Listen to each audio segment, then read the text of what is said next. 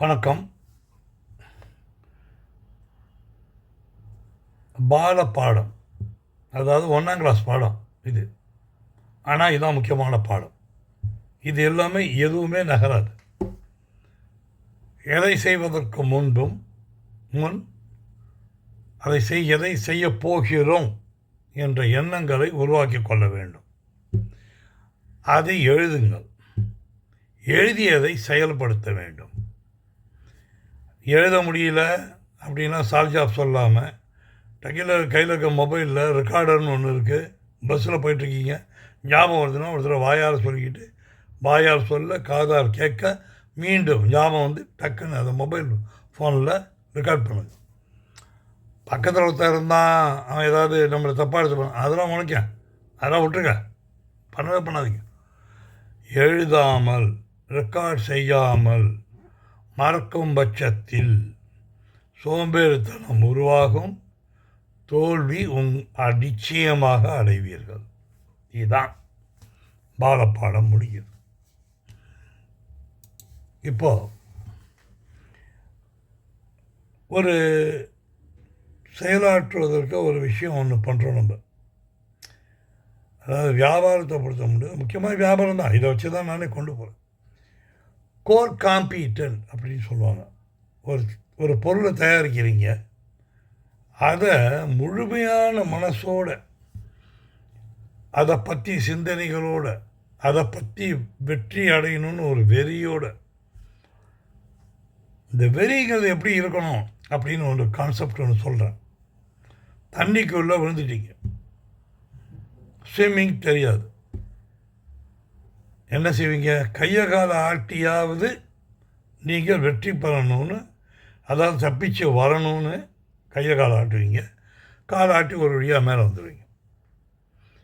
Of course அந்த கை தானாக வரும், எப்படியாவது தப்பிக்கணுங்கிற எண்ணம் தானே. அது இழுக்கக்கூடாது. தண்ணி உள்ளுக்குள்ளே இழுக்காமல் இருந்தால் நீங்கள் தப்பிச்சிட்டீங்க. இப்போது எப்படி அந்த வெறி உங்களுக்கு வருமோ அதே மாதிரி வாழ்க்கையில் வெற்றி பெறணும்னு அந்த வெறி வரணும்.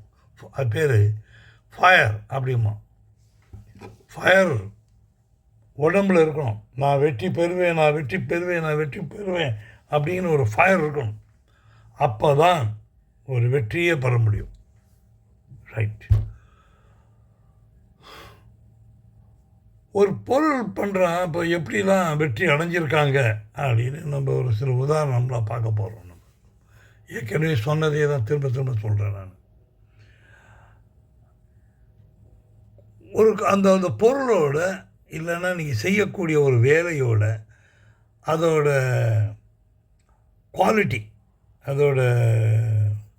குவாலிட்டியை நீங்கள் இன்க்ரீஸ் பண்ணிக்கிட்டே போகணும்.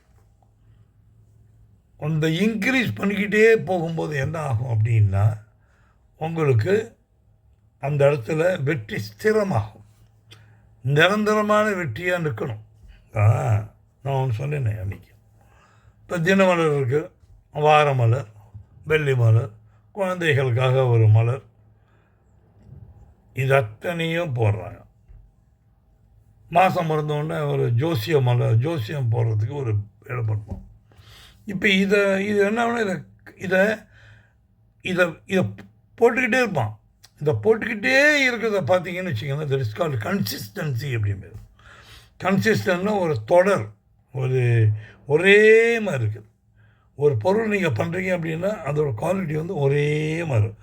1 லட்சம் இல்லை, 10 லட்சம் இல்லை, 1 கோடி இல்லை, பண்ணி முடித்ததுக்கப்புறம் கூட அதோட குவாலிட்டி அப்படியே இருக்கும். முதல் பீஸ் எப்படி இருக்கோ அதே மாதிரி 20வது லட்சம் பீஸும் அப்படியே இருக்கும்.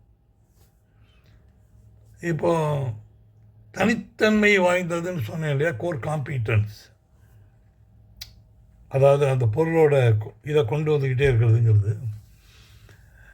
இந்த கோர் காம்பீட்டன்ஸோட வெற்றி எங்கெல்லாம் வந்துன்னு நீங்கள் பார்த்தீங்கன்னு வச்சுக்கங்களேன். விகடன் புக் இருக்குது. அது அவங்க சுட்டி விகடன், சக்தி விகடன், பசுமை விகடன் அப்படின்னு இந்த டாக்டர் விகடன், அப்புறம் மோட்டார் விகடன் என்னென்ன வச்சுருக்காங்க. அவங்க அந்த விகடன் புக் வாங்கினா இது வரும்போது உங்களால் அதில் தப்பிச்சே போக முடியாது. இந்த புக்கு கண்டினியூவாக நீங்கள் வாங்குற மாதிரி ஆக்கிடுவாங்க. அதான் வெற்றியோட அடையாளம். அதே மாதிரி அந்த இவ இவ அதாவது உங்கள் பேரை வந்து நிலைநிறுத்துறது. அது நிலைநிறுத்துறது. நிலைநிறுத்தும் போது வசியமாகும். அது மற்றவங்களால ஈர்க்கப்படுவாங்க. இப்போ புக்கு வந்து விற்குது, அதை விற்கணுமே அப்படின்னா ஒருத்தருக்கு தேவை, இன்னொருத்தருக்கு ஒருத்தன் விற்கிறான். இந்த தேவைகள் இருக்கிறதுனால தான் உங்களால் அதை விற்க முடியுது. ஸோ புக்கு வாங்குகிறான், வாங்கிட்டு இருக்கான். அப்படின்னா ஏன் வாங்குறான்? அவனுக்கு தேவையாக இருக்குது, அவ்வளோதான். அவன் அதை படிக்கிறான். டாபர் அப்படின்னா யார் சொல்லுவீங்க? Ayurvedic product. அவன் தான் அந்த ஆயுர்வேதிக் ப்ராடக்டாக பண்ணியிருப்பான். அதுதான் கோர் காம்படிஷன். அப்படியே கண்டினியூவாக பண்ணிட்டு இருப்பான். குவாலிட்டியை கரெக்டாக மெயின்டைன் பண்ணிட்டு இருப்பான். இம்ப்ரூவ் பண்ணிக்கிட்டே இருப்பான் அவன். புரியுதுங்களா? Bata shoe company. Bata chappal, shoe, half shoe நிறைய பண்ணுவான். பண்ணிக்கிட்டே இருப்பான்.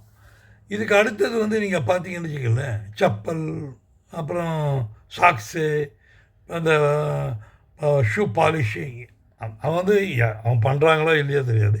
அவன் ஜாப் ஒர்க் பண்ணுறாங்களோ தெரியாது. வெளியில் கொடுக்குறாங்களோ தெரியாது. அவன் வந்து அந்த கடைக்கு போனால் அதோட சம்மந்தப்பட்டது அத்தனையுமே கிடைக்கும். அந்த மாதிரி தன்னை வந்து கோர் காம்படிஷனில் ஸ்ட்ரென்தன் பண்ணிடுவான். இதில் பேட்டா ஷூ கம்பெனியோட காஸ்ட்லியாக விற்கக்கூடியவங்களும் இருக்காங்க. நம்ம அதை பற்றி நான் சொல்ல. ஆனால் இதில் நீங்கள் ஸ்பெஷலைஸ் பண்ணணும். ஒரு பொருள் எடுத்துகிட்டு அதில் ஸ்பெஷலைஸ் பண்ணிடணும். You are the specialist. அவ்வளோதான்.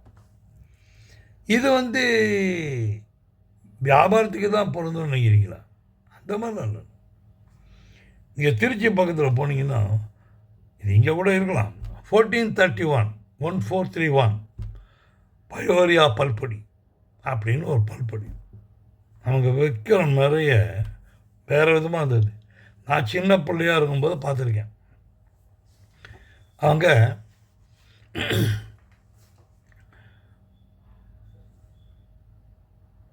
ஊத்தப்பல் பீப்புள் தயவுசெய்து வாங்காதீர்கள். அது இந்த பல்பொடியை வாங்காதீர்கள். நெகட்டிவ் சேல்ஸ் பண்ணுவாங்க.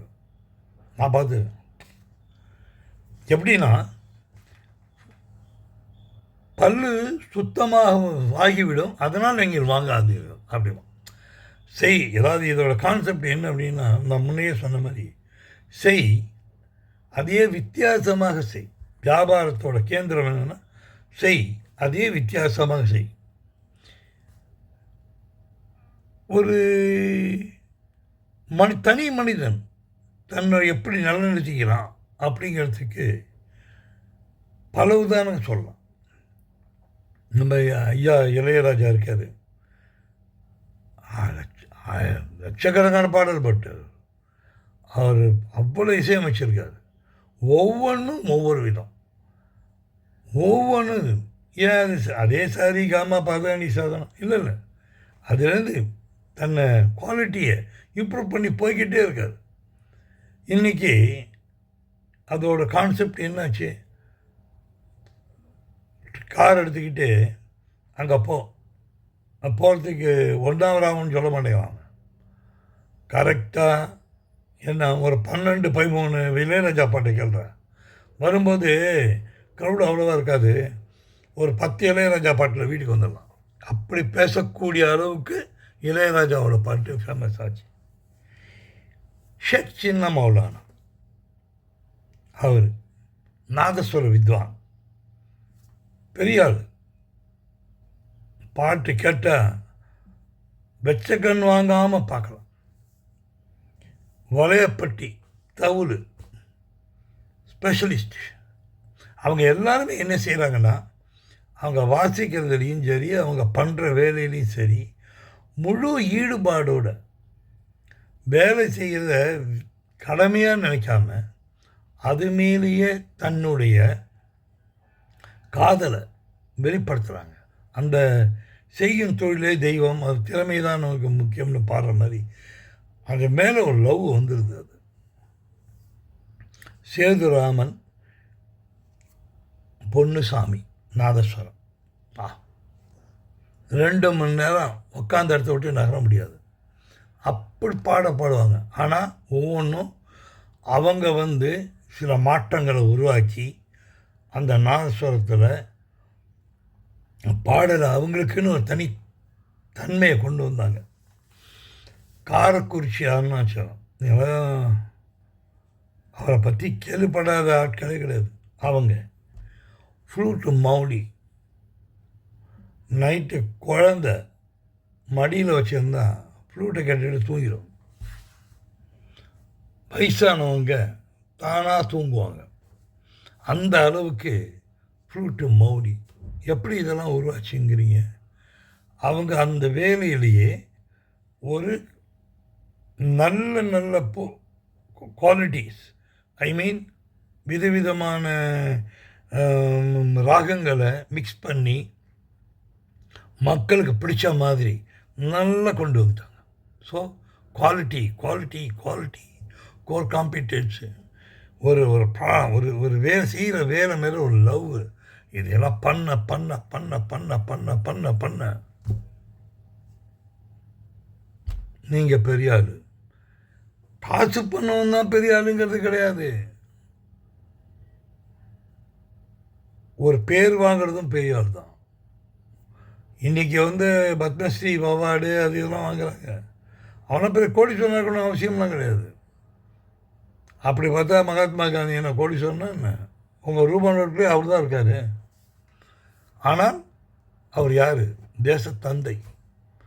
தான் எடுத்த முடிவில் ஸ்திரமாக இருந்தவர். இந்த நாட்டுக்கு சுதந்திரம் வாங்கி தரும் வெறி கொண்டு அணைஞ்சவர். வெற்றி கண்டார். அவர் உங்களோட ரூபா நோட்டில் உட்காந்துட்டுருக்கார். எவ்வளோ பணக்காரங்க இருக்காங்க. இங்கே சொல்லுவீங்க டாட்டா, பிர்லா, அம்பானி, அதானி.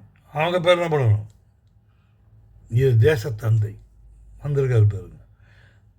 நாதஸ்வரம், காரக்குறிச்சி, ஃப்ளூட்டு, மாலி, வரிசையாக சொல்லலாம். ரவிசங்கர் அப்படின்னா சித்தார். கேட்டுக்கிட்டே இருக்கலாம். மனசாட்சி அப்படியே ஒரு மாதிரி வந்துடும். மனசை விட்டு நகரவே நகராது. நீங்கள் வெற்றி பெற வேண்டும் என்றால் உங்களுடைய குவாலிட்டி, விடாமுயற்சி, இது எல்லாத்தையும் பண்ணுங்கள். வெற்றி உங்களை தேடி வரும். நாளைக்கு பார்ப்போம்.